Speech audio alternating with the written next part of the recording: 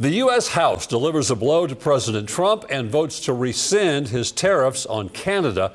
A Republican lawmaker voted against the measure in favor of keeping the tariffs in place. That is despite the economic impact of those tariffs right here in Tennessee. News 2's Kelly Milan reports.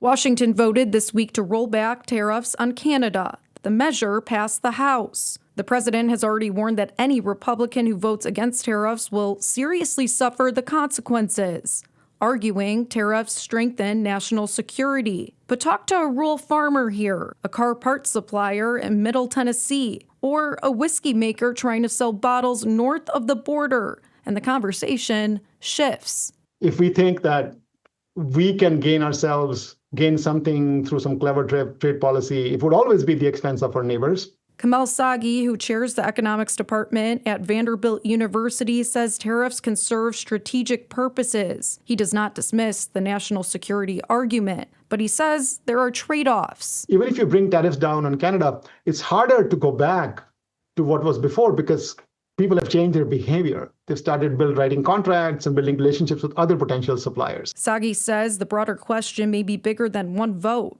one party, not so left or right, but whether the United States is redefining its role. To be fair, the tariffs that were put in place in the first Trump administration were not removed by Biden.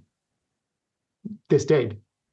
Okay, so it's not necessarily a political issue of Republican versus Democrat. I think it could be a longer systemic issue where the U.S. has kind of changed its view of what its role in the world is. In Tennessee, Canada remains one of the state's largest trading partners. Many argue tariffs are worth it. They protect the country. But many critics question, are they free? If they can't even sell their products in the U.S. or do other kinds of trade with the U.S., what is the U.S.